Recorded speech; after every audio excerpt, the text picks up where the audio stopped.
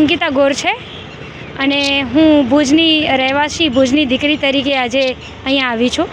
આપણી આસ્થાનું પ્રતીક છે જે હાર છે, ચૂંદડીઓ છે, પરંતુ એનું યોગ્ય જગ્યાએ આપણે નિકાલ કરવું જોઈએ, યોગ્ય જગ્યાએ એને મૂકવું જોઈએ. એના બદલે આપણે સનાતનીઓ જે પ્રકૃતિની પણ પૂજા કરે છે, એ જો પ્રકૃતિમાં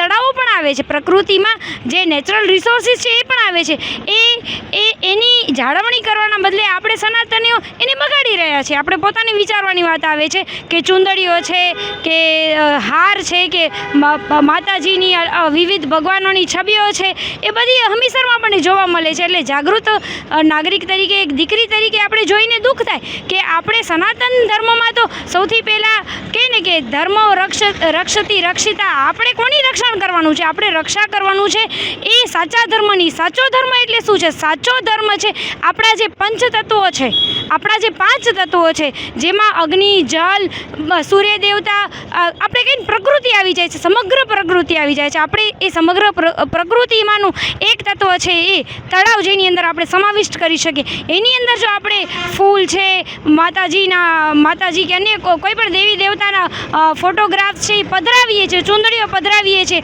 તો એને હાનિકારક છે.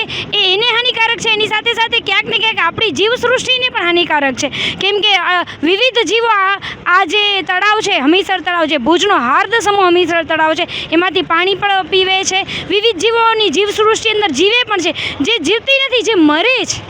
કેટલી બધી માછલીઓને અમે વચ્ચે જીવદયા પ્રેમીઓએ અંદરથી માછલીઓને પણ કાઢી છે જે મરી ચૂકી હતી. તો એ મરી કઈ રીતે ગઈ હતી? કેમ કે અંદર આપણે બહુ બધો કચરો નાખીએ છીએ. કચરો આપણે જ્યારે કોઈ પણ દેવી દેવતાની પૂજા કરીએ છીએ પછી આપણે એમને અંદર પધરાવી દઈએ છીએ, એમના ફોટાઓને. આપણે આપણા દેવી દેવતાઓનું અપમાન આપણે અન્ય ધર્મ પાસેથી એક્સપેક્ટ કરીએ છીએ કે એ બધા એમનું સન્માન કરે, તો આપણે ખુદ કેટલું સન્માન કર્યું? આપણે તો અપમાન કરી રહ્યા છીએ. અહીંયા આ જે તળાવ છે એની સતત અને સતત જ્યારે સફાઈ કરે છે ભુજના જાગૃત લોકો, જાગૃત નાગરિકો, વિવિધ સંસ્થાઓ, વિવિધ મંડળો, વિવિધ યુવાઓ, એ આવીને સતત આ સાફ સફાઈ કરે છે. અને વળી ફરીથી થોડાક દિવસ થાય એટલે પાછું ને પાછું જે તળાવ છે એની અંદર તમને ખાસ સૌથી વધારે જોવા મળશે એ હારો છે, ફૂલના હાર છે, પછી વિવિધ છબીઓ છે, વિવિધ એવી સામગ્રી છે જે પૂજા માટે વપરાતી હોય. તો મને એ વિચાર આવે કે આવી રીતે પ્રકૃતિ આપણે બગાડી રહ્યા છીએ, તો આપણા કયા ભગવાન ખુશ થશે?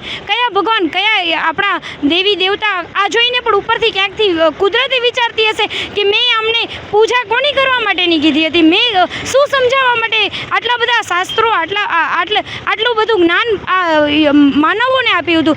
આપણે એના બદલે એનું દુરુપયોગ કરી રહ્યા છીએ અને આપણે આપણી જ પ્રકૃતિ બગાડી રહ્યા છીએ.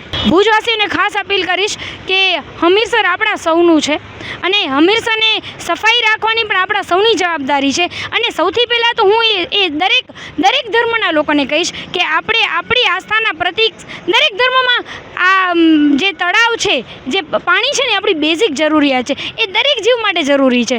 એ પછી નાનામાં નાનો જીવ હોય કે મહાકાય જીવ હોય, દરેક ધર્મમાં ક્યાંક ને ક્યાંક પાણીની પૂજા કરવાની, પાણીને સાચવવાનું, પાણીનો વેડફાટ ન કરવાનું, પાણીને સ્વચ્છ રાખવાનું એવું કહેવામાં આવ્યું છે. ત્યારે જો સનાતની આપણી સામે આટલા બધા મંદિરો છે, આપણે મંદિરોમાંથી દર્શન કરીને નીકળીએ છીએ અને અંદર આપણે અહીંયા ફૂલને, ચૂંદડીઓને પધરાવીએ છીએ, તો આપણે સનાતની તરીકે આપણે વિચાર તો કરવો જોઈએ કે આપણા વડવાઓ આપણે શું શીખવાડીને ગયા હતા. એ તો તળાવને સ્વચ્છ રાખતા હતા, એટલે તો આટલા વર્ષો પહેલાં જ્યારે આપણા વડીલો હતા ને ત્યારે તળાવ સ્વચ્છ રહેતો હતો. આપણી કેટલી બધી વાવો, આપણા કેટલા બધા નેચરલ જે તળાવ જેવા રિસોર્સિસ હતા એ બધા સ્વચ્છ રહેતા હતા, પરંતુ આપણે નથી જાળવી શકે. એટલે મારે ભુજના નાગરિકોને, ભુજની દીકરી તરીકે અપીલ કરવાની થાય કે જ્યારે પૂજા કરીએ છીએ તો પૂજાની જે સામગ્રી છે એ તળાવમાં ખાસ ન નાખે, એને તમે જમીનમાં મૂકી શકો છો. તમે ફૂલને વાવશો તો ફૂલ ક્યાંક ને ક્યાંક ઉગી નીકળશે.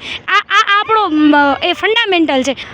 અહીંયાથી અપીલ કરીશ કે આપ આપણા હમીરસર તળાવને જાળવો અને હમીરસર તળાવની સફાઈ એ આપણે સૌએ સાથે મળીને જાળવવાની છે.